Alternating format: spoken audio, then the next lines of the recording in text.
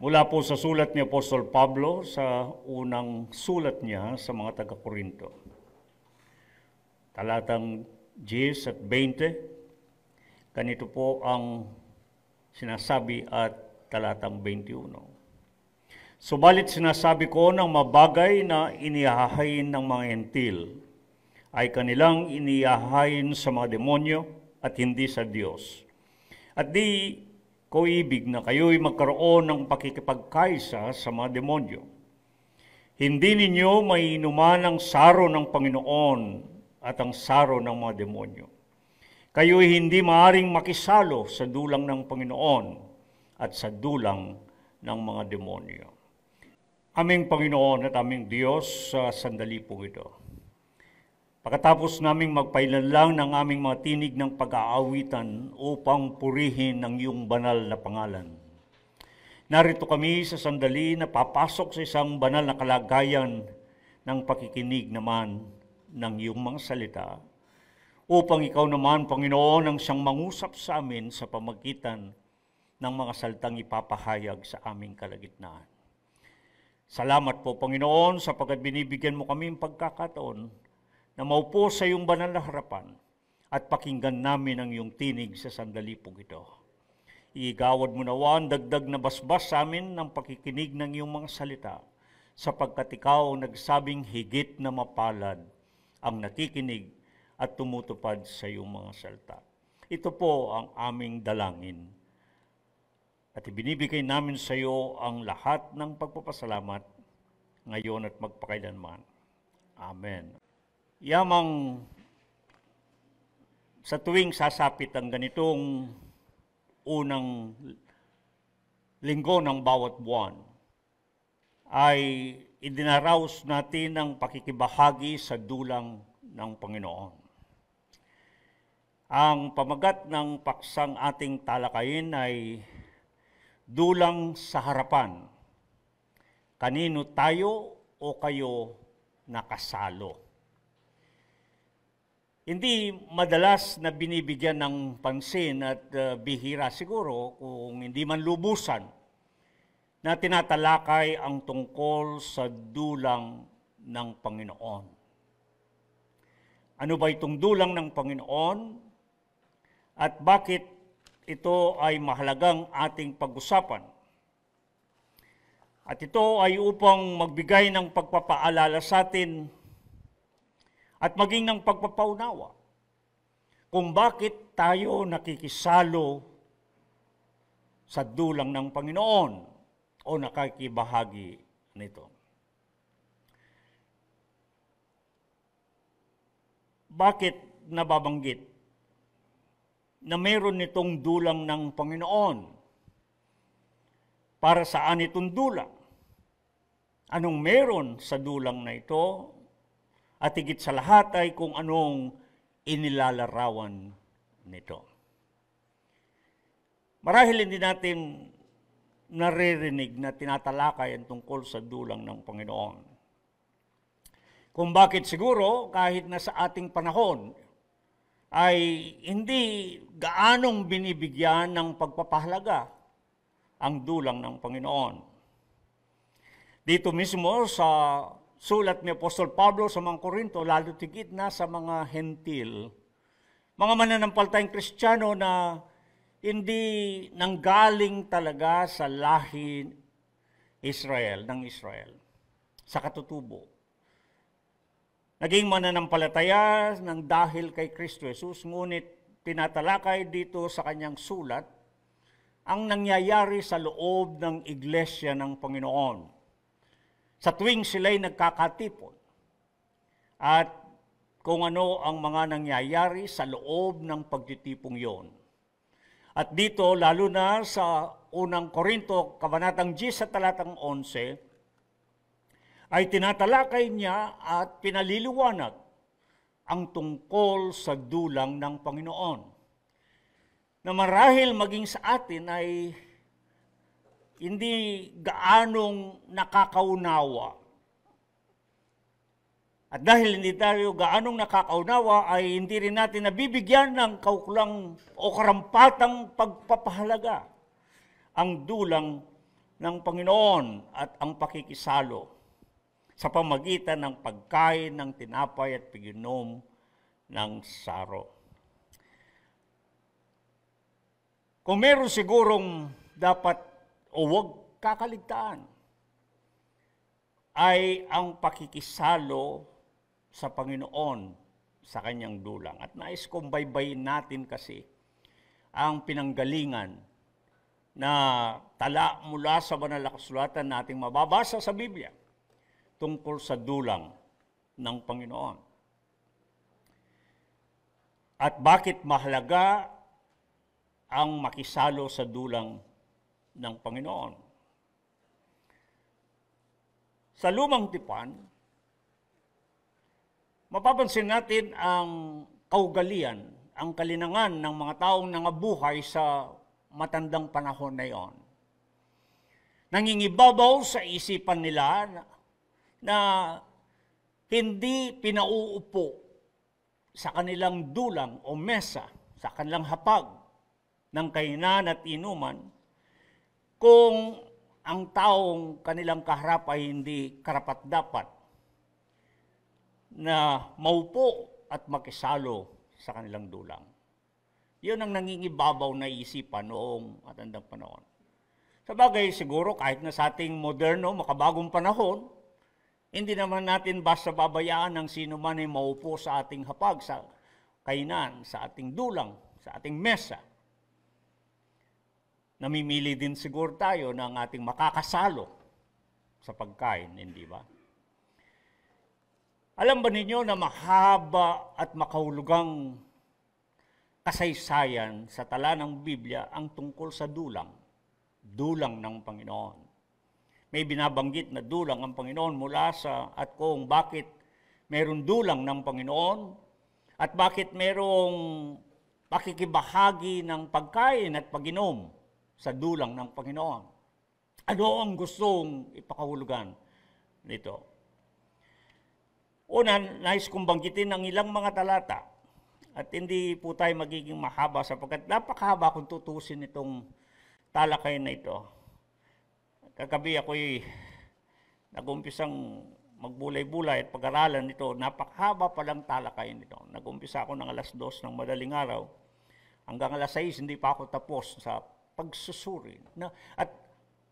At isang paksang hindi nabibigyan ng diin, hindi napapag-usapan ng tungkol sa dulang ng Panginoon. Ngunit sa aking paglilimi at pagsusuri nito, ay napakalalim pala ng kahulugan nito at napakahalagang pag-usapan ang tungkol sa dulang ng Panginoon. Kaya siguro kapag dumarating ang araw na kagaya nito ng pakikibahagi natin sa dulang ng Panginoon, ay hindi natin na masyadong nabibigyan ng kahulugan o ng kahalagan.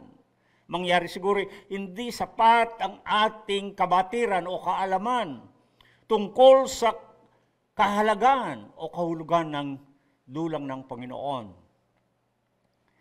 Nagagalak tayo na sabihin na sa atin palaging meron tayong mesa, isang dulang sa kalagitnaan ng ating bulwagan ng panambahan.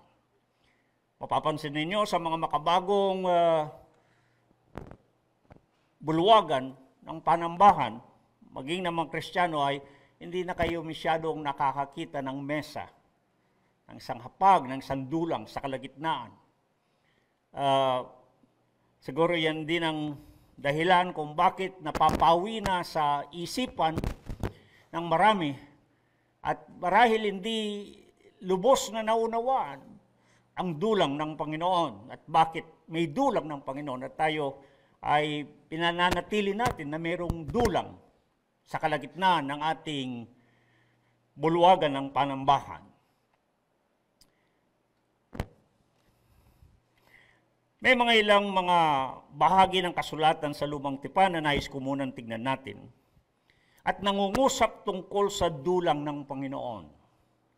Halimbawa sa Exodo, Kabanatang 37, talatang 10 at 11, mayroong sinasabi doon na isang dulang na kahoy, binalot ng taganas na ginto, At sa Levitico 24:5-9, isang dulang na dalisay sa harap ng Panginoon. Sa mga bilang, Kabanatang 4:7-8, mayroong dulang ng tinapay na handog. Inilalagay doon ang mga mangkok at mga tasa upang buhusan, at pagkatapos ay mayroong namamalaging tinapay doon sa ibabaw ng dulang. Si Haring Solomon sa unang hari, Kabanatang 7, talatang 48, ay gumawa, ang sabi si Solomon, ang sabi ng lahat ng mga kasangkapan sa bahay ng Panginoon. At gumawa siya ng dambana, gintong dambana, at dulang na gininto na kinaroroonan ng tinapay na handog. Sa Ezekiel 41:22, mababasa niyo tungkol sa dambana na kahoy at itong dulang na nasa harap ng Panginoon. Sa Malakias 1:7 ay naghahandog sila ng karumaldumal na hain sa dambana, at ang sabi nila, pastangan nila ang Panginoon. At papanong nalapastangan ng Panginoon, ang sabi, sapagkat ang dulang ng Panginoon ay ginawa nilang hamak o walang halaga. Ito ilan lamang sa mga marami pang talata na mababasa ninyo, lalo rigid sa lumang tipan ng Biblia, ang tungkol sa sinasabi na dulang ng Panginoon, the Lord's table. At yung pinakahuling talata na binasa ko ay ang Panginoon ay nagsabi sa pamagitan ng propeta kung paano pinagwakaan ang kanyang bayan na naging karumaldumal ang kanilang mga hain sa dambana, sa dulang ng Panginoon. At ang dahilan sapagkat niwalang halaga nila o hinamak nila ang dulang ng Panginoon. Anong ibig sabihin nito? Ibig sabihin, ilan ito sa mga talatang nagsasabi na napakahalaga ng dulang na pinag-uusapan natin. Sapagkat ito'y dulang ng Panginoon, dulang na nasa kanyang harapan. May mga pagkakataon itong dulang na ito, itong mesa o hapag na ito, ay pinagpapalitan sa salitang dambana o altar. Sa wikang Hebreo, ang kahulugan ng dulang ng Panginoon o table of the Lord o the Lord's table ay yung lekem panim. Ang ibig sabihin ay ang tinapay sa harapan ng Diyos. Lekem panem, ang tinapay sa harapan ng Diyos. Ibig sabihin nito ay yung mesang yon na naroon ang tinapay at naroon ang mga tasa o mangkok na inuman at iba pang mga nilalagay dun sa dambana o sa mesang yon, ay sagisag ng presensya ng Diyos. Larawan ng pakikipagtagpo ng Diyos. Larawan na naroroon ng Panginoon. Kaya hindi mapag-aalinlangan kung bakit tinawag itong dulang ng Panginoon.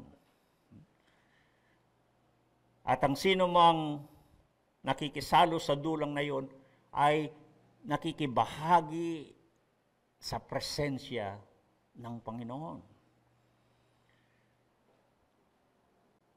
Dito pa lamang po ay mapapansin ninyo kung gaano kahalaga itong pinag-uusapan nating dulang ng Panginoon. Sa Levitico 24 at talatang 8, doon sa dulang na yon ay meron tinapay na paalala. Sa Ingles ang tawag ay bread for a memorial. Tinapay na pang-alaala. Hindi po inaalis yun. Nandun, ang sabi, mamamalaging alaala yung tinapay na yon sa ibabaw ng mesa o sa ibabaw ng dulang na yon. Merong alak. At ito yung tinatawag nilang katas ng ubas. Sa Deuteronomio 32:14, ang tawag ay sa Ingles, pure blood of the grapes. Purong dugo o katas ng ubas.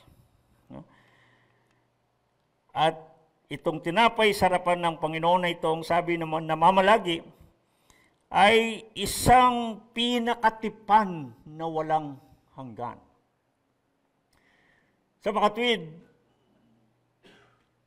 pag darating na kayo sa bagong tipan, at kuminsan kaya kailangan natin balikan itong larawan sa lumang tipan sapagkat hindi mo maintindihan ang dulang ng Panginoon sa bagong tipan. Kung hindi natin titignan yung dulang ng Panginoon sa lumang tipan. At dito, unti-unting inilalarawan sa atin kung gaano kahalaga itong dulang na ito at anong kahulugan. At wala na sigurong pinakamahalagang bagay na ating maunawaan tungkol sa dulang ng Panginoon ay yung sa dulang na ito ay sumasagisag o naglalarawan ng naroroon ang Panginoon. Ang presensya ng Panginoon ay naroroon.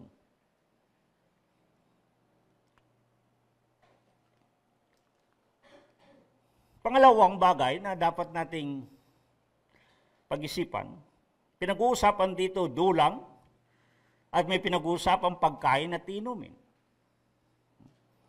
Yan naman kasi ang pangkaraniwang larawan sa o tanawin sa isang mesa, sa isang kapagkainan o pag-inuman. Madalas ninyong mababasa sa Biblia, kapag pinag-uusapan ang pagkain at ang inuman, palagi itong ginagawa hindi dahil sa pangangailangan, hindi dahil upang maibsan ang gutom, hindi para masapatan ang kauhawan, hindi. Mahalaga ang larawan ng pagkain at inuman sa ugali at kalinangan ng pamumuhay ng mga tao noong unang panahon, sapagkat ang pagkain at ang pag-inom, yung pakikipagsalo sa isang dulang, ay isang pakikipagtipanan. Kapag sila'y gumagawa ng sumpaan, kapag sila'y nagkasundo, kapag sila ay inyong mababasa sa kanilang ginagawa, nagkatipanan para mapagtibay ang tipanan o sumpaan na yon. Yung kanilang pinagkasunduan, nagdaraos sila ng salo-salo ng pagkain at pag-inom. Bagaman meron pang ibang paraan kung paano pinagtitibay yung tipan, pero pinaka mahalagang larawan ang kainan at inuman. Ang tawag dyan sa Ingles ay covenant meal. Isang tipanan na pagkain at pag-inom. Isang tipanan na pinagtitibay sa pamagitan ng pagsalo sa isang pagkain at pag-inom. Narito ang mga ilang halimbawa. Mapapansin ninyo yun sa istorya ni Abraham at ni Melchizedek. Sa istorya o kasaysayan ni Abraham at Melchizedek sa Genesis 14:8 at 11, naglabas ng tinapay at alak. Sa kasaysayan ni Isaac at ni Abimelech, sa Genesis 26:30-31, sila nagsumpaan at sila nagsipagkain at nagsipag-inom. Sa kasaysayan ni Jacob, sa Genesis 31:43 at 45, gumawa sila ng tipan at pagkatapos nagsikain ng tinapay. Ano ang gustong ipakita rito? Pag titignan ninyo ang kasaysayang nangyari rito kay Abraham, kay Isaac, at kay Jacob, sila ang mga magulang, na tinatawag nila mga ninuno ng mga Israelita. Ito yung mga panahon ng pakikipaglaban. Ito yung panahon ng pakikipagdigma. At kapag ka nagkaroon ng pakikipagkasundo sa isa't isa, nangyayari at naipapakita ang pagkakasundo yon, na sila'y nagkatipanan, nagkasundo, nagsumpaan ng kapayapaan, nagsasalo-salo sila. Nakukuha ninyo ang larawan unti-unti. Mapapansin niyo hanggang dumating tayo sa bagong tipan. Kung bakit mahalaga ang makisalo sa dulang ng Panginoon.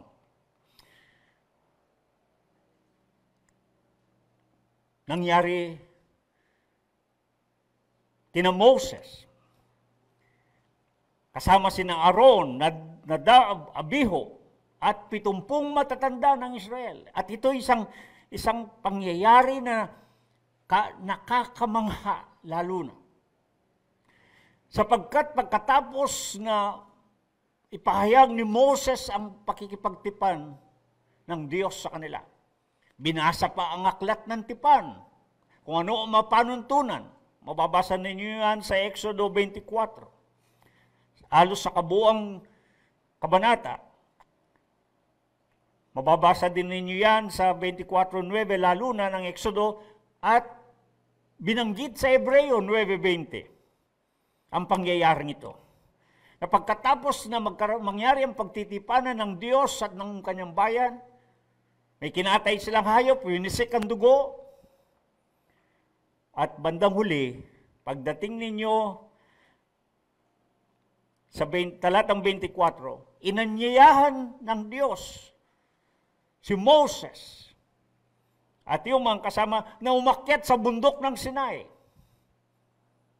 At ang sabi doon, at nakita nilang Diyos. Nakapagtatakan talata yun na sinabi nakita nilang Diyos, samantalang alam natin ang matalata sa Biblia na walang sino mang maaaring makakita ng Diyos.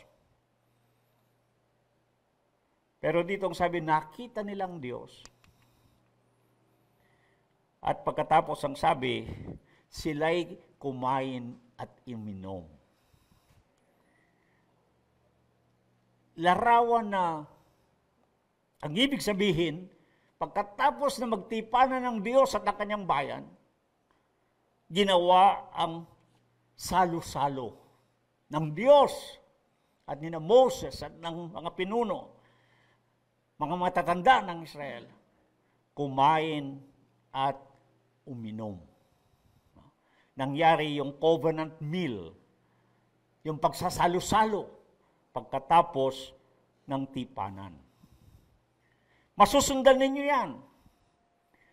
Pag binabasa na ninyo aklat ng Levitiko, mula sa kabanatang 3, talatang 1, hanggang talatang 7, hanggang 11-18, yung lahat ng mga ginagawang paghahandog, yung lahat ng ginagawang paghahain, may kinakatay, may dugong pinatutulo o winiwisik, pagkatapos yung natitira ng haying susunugin na pinararaan sa apoy ay pagkain. Nagiging pinakamasarap na samyo o amoy sa Diyos. At pagkatapos, yung mga saserdote kumakain, nakikibahagi, parang inilalarawan ng Diyos at ang kanyang bayan ay kumaing nagsalo-salo.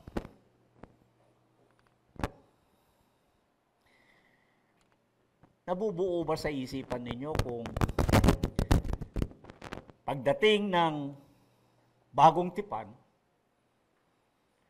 ang ating Panginoon, hindi ba't makikita ninyo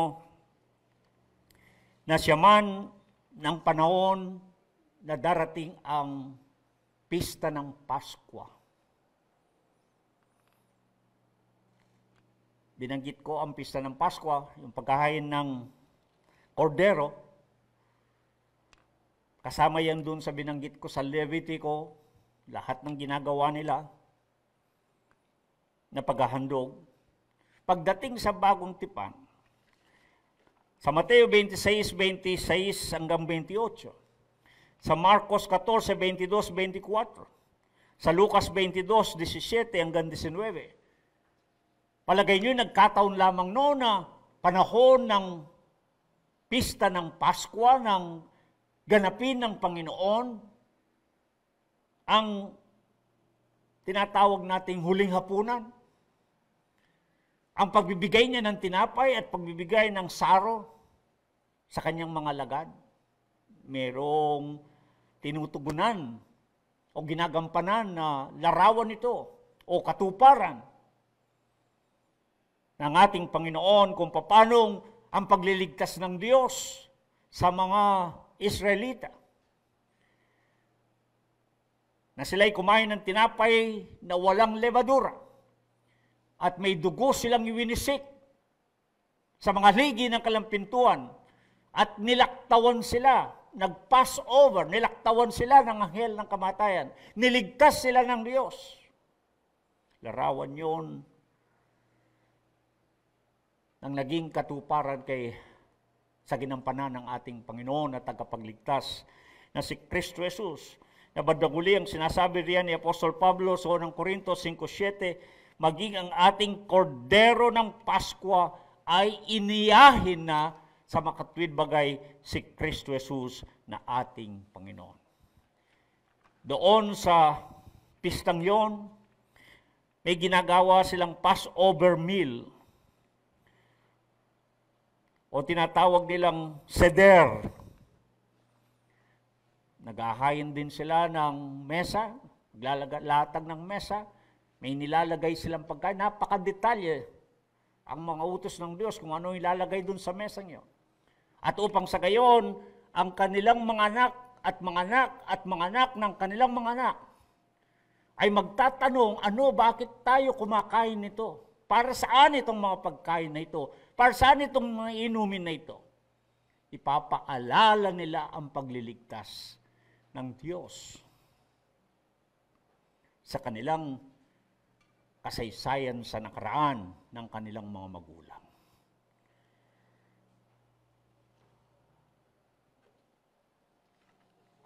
Ang pagsasalo-salo, hindi pa natatapos sa ating mga talatang tinitingnan sa Banal na Kasulatan. Ang Panginoon at ang kanyang mga lagad, kagaya ng binanggit ko mga talata, nung ganapin ng huling hapunan, nagsalo-salo sila. Ng tinapay at ng alak o ng sarong katas ng ubas. Nung magumpisa ang mga mananampalataya bilang isang iglesia ng Panginoon sa Gawa 2:46, hindi ba sila nagsisipanatiling matibay? Saan? Sa pagkakaisa, sa pagsasama-sama, sa pagputol-putol ng tinapay. At kumakain sila ng kanilang pagkain na mayroong kagalakan. Nagsasalo-salo. Pagdating dito sa 1 Corinto, Kabanatang 10 at 11, ang sabi, sa tuwing kayo'y magkakatipon, ginagawa nila itong pakikibahagi sa dulang ng Panginoon. Pagdating ng katapusan ng Banal na Kasulatan, hindi ba sinabi ng Panginoon, ako'y kumakatok sa pintuan, sino mang magbubukas sa akin ng pintuan, ako'y papasok, makikisalo, makikihapong kasama niya, at siya ay magiging kasalo ko. Sa Apokalipsis, Kabanatang 19:9, ipinipinta ang larawan ng kasalan ng kordero. At ang sabi, mapapalad ang mga inaanyayahan sa piging, sa handangan na yon, sa pagsasalo-salong yon. Mga kapatid, hindi ko na binabanggit yung maraming ginamit na talinhaga sinambit na talinhaga ng ating Panginoon. Tungkol sa kasalan, tungkol sa handaan, tungkol sa kagalakan, sa kaharian ng langit. Maging yung talinhaga ng alibugang anak. Nang makabalik, ay anong nangyari? Nagpapatay ng pinatabang hayop ang ama. Nagpista, nagdiwang, nagsalo-salo. Napakabang pasana at mahabang talakay nito. Ngunit sapat na sa oras na ito, makita natin na ang ginuguhit na larawan nito, may mesa, may tinapay, may inumin. Ito ang dulang ng Panginoon. At ito'y larawan na ang Panginoon ay nakikisalo sa kanyang bayan. Okay? Kaya pagdating natin sa bagong tipan, muling nabanggit ang dulang ng Panginoon dito lamang sa unang Korinto 10, talatang 21. Binanggit ang dulang ng Panginoon at ang pakikisalo sa dulang ng Panginoon. Kung titignan nating mabuti, itong mga talatang aking binanggit. Mga minamahal ko mga kapatid, mapapansin natin na napakalaking bahagi sa kasulatan na nabigyan ng diin ang dulang ng Panginoon at ang pakikisalo sa dulang na yon. Ang pakikipagtagpo at pakikisalo ng Diyos sa kanyang bayan.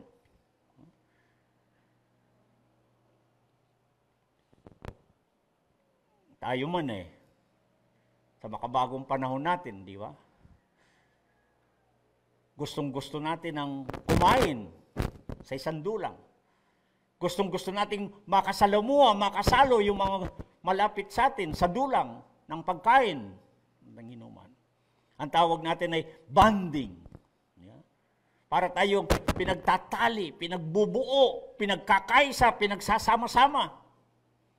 Ito rin ang larawan na ipinakikita dito sa dulang ng Panginoon at ang pakikitagpo at pakikipagsalo ng Panginoon sa mga kanya. Meron ding bonding. Katunayan, yan halos ang ginamit o katumbas na ginamit na salita ni Apostol Pablo dito sa unang Korinto 10:21. Yung salitang pakikisalo. Sa Ingles ay partake or being partakers, makibahagi. Salo-salo ang pinag-uusapan dito. Upang magkaroon ng pagkakaisa o ng pagsasama-sama.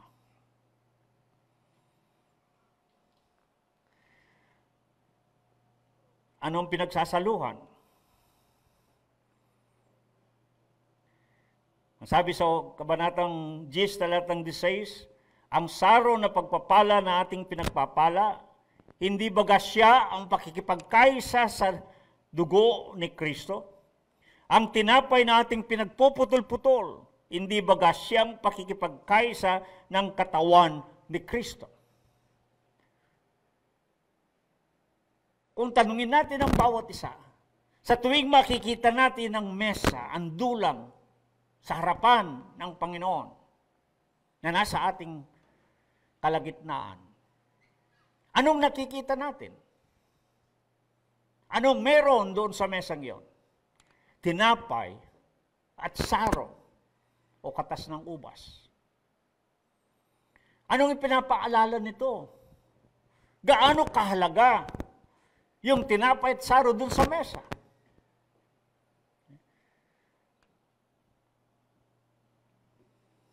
At bakit mahalaga ang makisalo dun sa dulang ng Panginoon?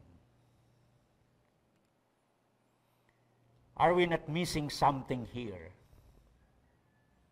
Siguro yan ang tanong na pwede nating pag-usapan, pag-isipan. Meron kayang bagay dito na ating nakakaligtaan?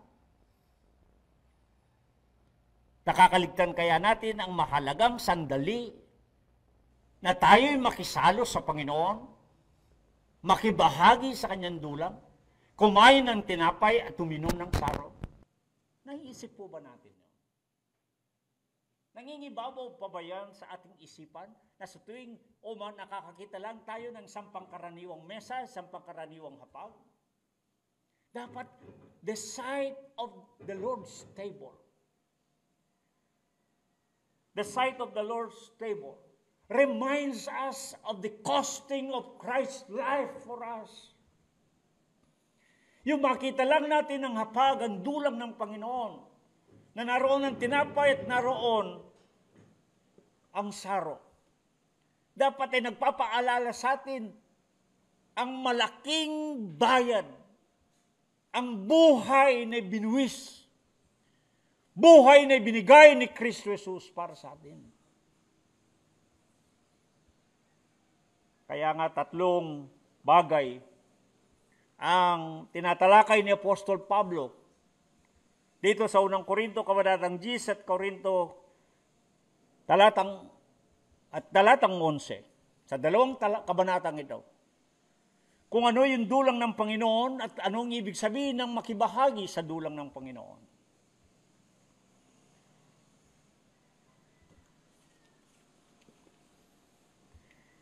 Tatlong bagay ang inyong mapapansin sa pakikisalo sa dulang ng Panginoon o pakikibahagi, yung pagkain ng tinapay at pag-inom nitong saro na naglalaman ng katas ng ubas. Una, ito ay isang pag-aala-ala. Commemoration. Mismong Panginoon ang nangusap sa Mateo 26:26 hanggang 28, sa Marcos 14:22 hanggang 24, ang Lucas 22, talatang 17 hanggang 19. Sabi niya, itong katawan na binibigay ko, itong tinapay na pinagpapala, siyang katawan na binibigay, itong saro na pinagpapasalamat, itong bunga ng ubas, siya ang dugo ng tipan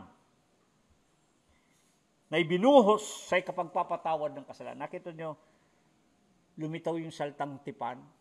Kasi babalik na ninyo, yung mga talatang aking binanggit sa unang tipan, o sa lumang tipan, may kinalaman yung pagtitipanan sa pagsasalo-salo ng pagkain ng tinapay at pag-inom ng alak.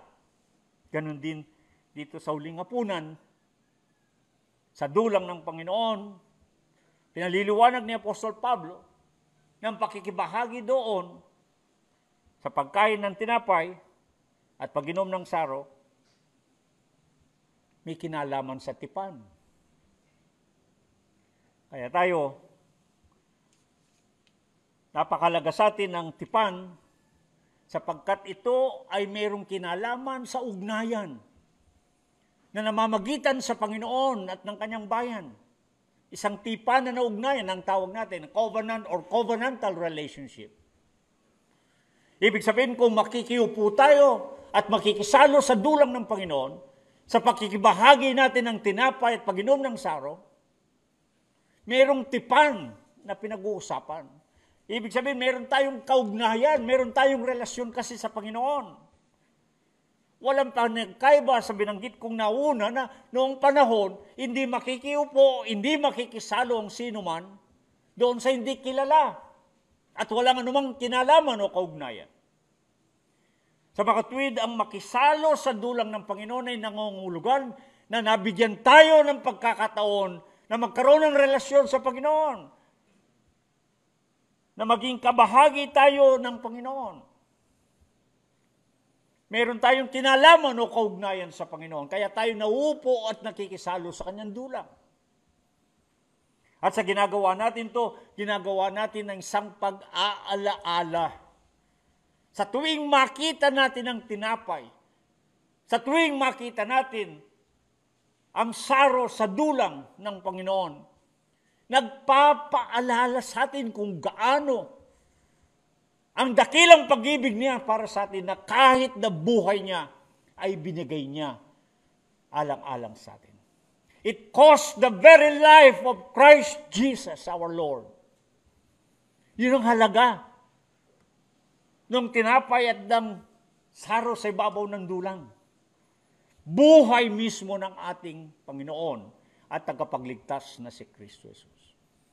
Kaya makita po ninyo sa Hebreo 13, na kung saan ay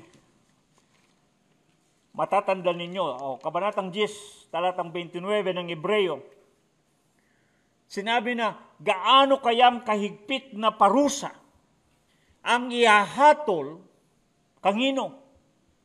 Sinong hahatulan ng mahigpit na parusa? Ang sabi riyan, yung yumuyurak sa anak ng Diyos kay Kristo Jesus. Yung nagbababa, nagwawalang halaga, na parang tinatapak-tapakan si Kristo Jesus at dinugtong at umaaring di banal sa dugo ng tipan. Yung dugo na nandun sa saro, sa ibabaw ng dulang, sa pag ng Panginoon, kapag yun ay niwawalang halaga, katumbas na rin ang niyuyurak mong si Kristo Jesus na parang walang kwenta yan. Samantalang buhay niya, ang halaga o katumbas ng tinapay at sarong yon na naglalaman ng dugo. Yung nagsasabing maaaring hindi banal, parang sinasabi, pangkaraniwan na tinapay yan. Pangkaraniwan na dugo lang yan. Mga kapatid, mas higit doon ang inilalarawan at kinakatawan ng tinapay at ng dugo sa dulang ng Panginoon. Nanaway sa tuwing titignan natin ang hapag na yan, sa tuwing makikita natin ang dulang ng Panginoon na yan, ay magpapaalala sa atin yung mismong buhay ng ating Panginoon at tagapagligtas ni Kristo na binigay dahil para sa atin. Yun ang halaga ng tinapay at ng dugo o sarong. At ito ay may kinalaman sa tipanan na ugnayan. Kaya ang kasunod ang sabi ni Apostol Pablo sa 1 Corinto 10:16, ang saro na pagpapala na ipinagpapala, hindi baga ang pakikipagkaisa kay Kristo, sa dugo ni Kristo. Ang tinapay nating pinagpuputol-putol, hindi baga siyang pakikipagkaisa sa katawan ni Kristo. Kaya ang kalawang bagay na binibigay na pagpapaunawa ni Apostol Pablo tungkol sa dulang ng Panginoon at yung pakikibahagi, pakikisalo sa dulang na yan, sa pamagitan ng pagkain ng tinapay at pag-inom ng saro, ay isang pakikipagkaisa, communion. Ginamit ang salita dyan na koinonia sa Grego, na nangangahulugang partnership, friendship, fellowship. Ibig sabihin noon, the act of eating and drinking at the Lord's table make us one with Christ. Na sa tuwing kakanin natin ang tinapay at iinumin ng saro, nakikipagkaisa o nagiging kaisa tayo o nagiging kabahagi tayo ni Kristo Jesus. O si Kristo nagiging kabahagi ng buhay natin. Nagiging kaisa, nagiging kasama. Kaya, kung merong pagkikipagsalo o salo-salo na hindi dapat kaligtaan, kalimutan, ito yung pakikisalo sa dulang ng Panginoon.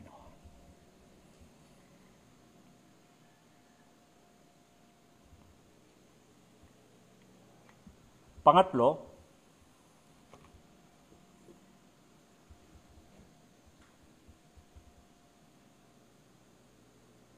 at idagdag doon sa ang talatang Hebreo 3:14, kung saan sinabing nagiging kabahagi tayo ni Kristo kung ating iniingatang matibay ang ating pagkakatiwala hanggang katapusan. Ibig sabihin, sa tuwing tayo ay dudulog sa dulang ng Panginoon, sa tuwing tayo ay makikisalo sa dulang na yan, kakain ng tinapay at inom ng saro, lalo nating pinagtitibay, pinatutunayan ang ating pakikibahagi o pagkakaroon ng bahagi kay Kristo Jesus na ating Panginoon at ating tagapagligtas. Hindi lahat yan ay ipinagkakaloob sa bawat isa. Mahalagang ang nakikibahagi sa dulang ng Panginoon ay yung merong kinalaman o kaugnayan sa Kanya. Yung merong relasyon sa Panginoon. may tipanan sa Panginoon na kaugnayan. Ang huli at ang tinatalakay ni Apostol Pablo sa kanyang pagbibigay ng linaw upang mapagunawa ang halaga ng pakikibahagi sa dulang ng Panginoon. Ito ang pangatlo, pagtatalaga, consecration. Kaya ang sabi sa unang Korinto, Kabanatang 10, talatang 21 at 22, hindi ninyo maiinuman ang saro ng Panginoon at ang saro ng mga demonyo. Kayo ay hindi maaring makisalo sa dulang ng Panginoon at sa dulang ng mga demonyo.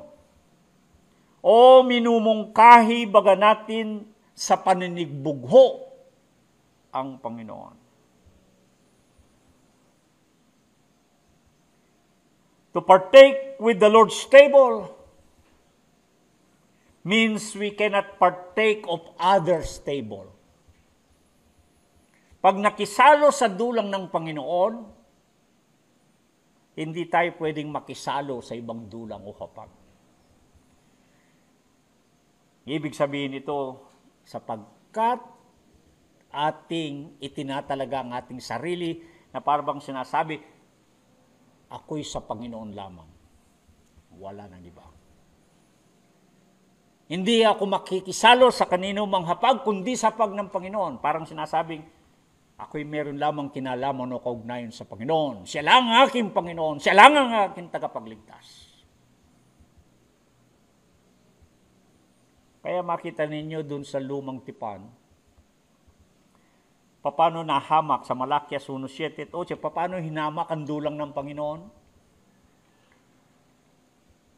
Hinamak nila, ni walang halaga nila ang dulang ng Panginoon. Ang sabi doon ay, nang sila'y naghandog ng hindi karapat-dapat, nang naghandog sila na may kapintasan, nang naghandog sila ng kung ano yung mga hindi karapat-dapat sa harapan ng Panginoon. Ibig sabihin, kung anong inihandog nila sa Panginoon, yun yung kulang, yung may kapintasan, yun yung hindi karapat-dapat. Kaya ang sabi na hamak na walang halaga ang dulang ng Panginoon. Halos ganun din ang ibig sabihin ni Apostol Pablo. Kung kakain tayo sa dulang ng Panginoon, kung tayo'y nakikisalo sa dulang ng Panginoon, hindi tayo pwedeng makisalo sa ibang dulang. Ibig sabihin, sa ating pagkain ng tinapay at pag-inom ng saro, pinagtitibay natin sa ating ganang ating mga sarili na siya lamang, si Jesus ang Kristo nating Panginoon, siya lang ating tagapagligtas, wala tayong kinalaman o kaugnayan sa kanginuman. Siya lang ang ating Panginoon at tagapagligtas na kinikilala natin sa ating buhay. Di ba ang Panginoon din na nagsabi sa Mateo 6:24, sino may hindi makapaglilingkod sa dalawang Panginoon? Alin lang sa dalawa, tayo sa Panginoon o hindi sa Panginoon? Pag nakikisalo tayo sa dulang ng Panginoon, pinapahayag natin tayo sa Panginoon. Wala tayong kinalaman kanginuman, kundi sa Panginoon. Tayo sa Panginoon. Siya ang ating Panginoon. Siya ang ating tagapagligtas. Doon nakatalaga ang ating buhay. Doon nakahayin ang ating mga sarili.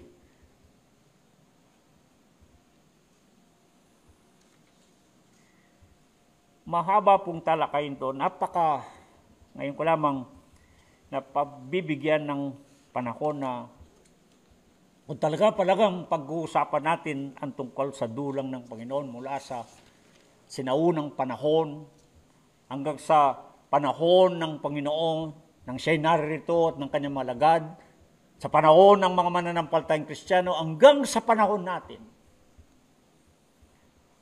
At maging sa inaharap, may kinalaman ang pakikisalo sa Panginoon sa kanyang dulang.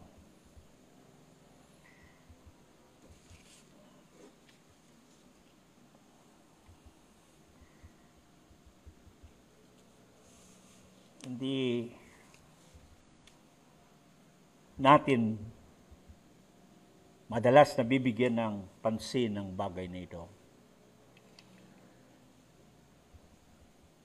Kaya siguro may mga pagkakataon sa panahong idaraos o gaganapin ang pakikibahagi sa dulang ng Panginoon parang naging kaugalian na lang, naging tradisyon, naging parang pangkaraniwang bagay na lang. Ngunit mga minamahal kong mga kapatid, ilan lamang itong mga talatang ating pinag-usapan at maiksing pagkakataon ng nasa atin kung talagang talakayin natin ang tungkol sa dulang ng Panginoon. Napakagandang larawan. Binibigay sa atin ang isang tanawin na isipin ninyo, uupo kayo, makikisalo kayo sa mismong Panginoon sa kanyang dulang. Kung naunawaan natin yon, kung mayroong tagpo ng pakikisalo na hindi mo kaliligtaan, kung mayroong pagkakataon na hindi mo pababayaan na malampasan, ay maksalo sa Panginoon sa kanyang dulang, kumain ng tinapay at uminom ng saro. Sa piling, sa presensya mismo ng Panginoon. Kung ito naunawa natin mga kapatid, ang aking dalangin, sa tuwing araw na kagaya nito, hindi lang siguro tama na sabihin na pwede nating kaligtaan ang ibang pagkakataon, pwede nating huwag daluhan ng mga ibang pagkakatipon, huwag lang yung araw na kagaya nito. Kundi sana ang mahalagay, makita natin. Could you imagine dining with the Lord in His table?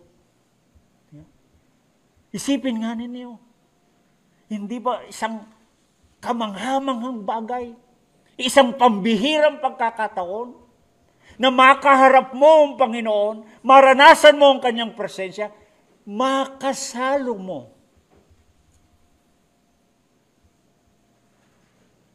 Na kumain at uminom sa kanyang dulang. Mayroon pa bang pinakamalaking pribileyo o karapatan? Pababasa po ninyo sa maraming, kaya sabi ko mahabang talakayin itong dulang ng Panginoon sa buong Biblia. Higit sa lahat, mapapansin nyo, hindi lahat pinauupo sa dulang na yan. Hindi lahat nakikisalo sa Panginoon at nagiging kasalo ng Panginoon.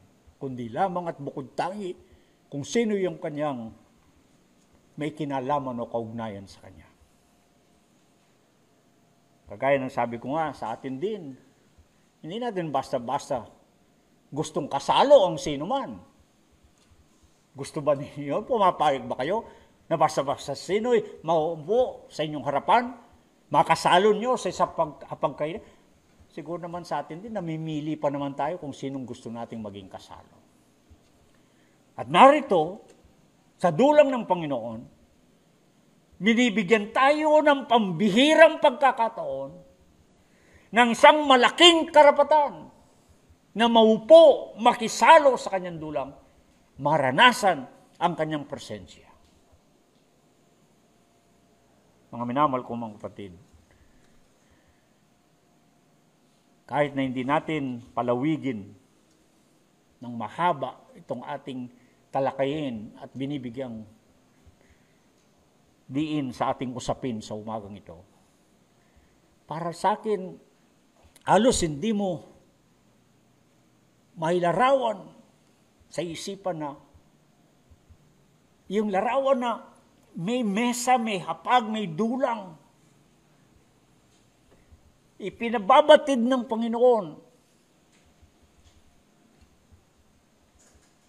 yung pagkakataon na pwede mong makasalo ang Panginoon.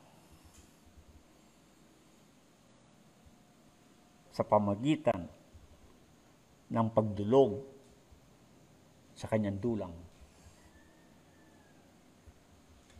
Aharap tayo sa bandang huling panahon, ang sabi at dito magwawakas. Tumitingin tayo, sabi ng Panginoon, hindi noong kaharapang kanyang mga alagad, ang sabi niya, hindi ko na muling makakasalo kayo, sabi niya. Kundi hanggang sa darating ang panahon na gagawin ang pagsasalo-salong yon. Saan? Sa Mateo 26:29, anong sabi niya? Sa kaharian ng Diyos, mangyayari ang salo-salong yun. Kaya nihimok tayo ng Apostol Pablo sa unang Korinto 11:26 na gawin itong pakikisalong ito sa dulang ng Panginoon hanggang sa siya'y dumating. Hanggang sa siya'y dumating. Pinakikita sa atin ang huling aklat ng Biblia, ang malaking handaan sa kaharian ng Diyos. Inilarawan sa isang kasalan, sa isang malaking pagpipiging, sa isang malaking handaan. At ang sabi, mapapalad ang mga inaanyayahan sa kasalang yun, sa handang yun. Mapapalad ang sabi ng Apokalipsis, kabanatang 19 at 9. Pansamantala, mga kapatid, sa tuwing tayo nagtitipon, nakikibahagi tayo sa dulang ng Panginoon upang o sa dahilang pag-aalala, commemoration, sa dahilan na ito ay isang komunyon, pakipagkaisa sa Panginoon. At pangatlo, pagtatalaga, consecration.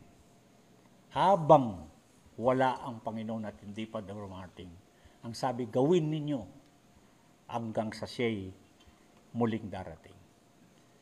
At pagsapit ng panahon, makakasalo siya at tayo'y kasalo sa Kanya sa isang lalong malaking piging, sa isang lalong malaking dulang sa harapan ng Panginoon.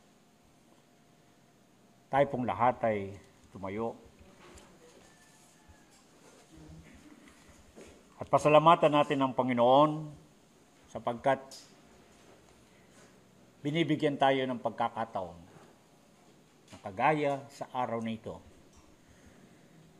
na tayo'y makikibahagi sa dulang ng Panginoon. Pambihirang pagkakataon.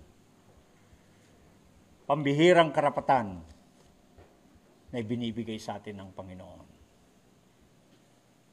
Isipin na lamang makakasalo natin ng Panginoon.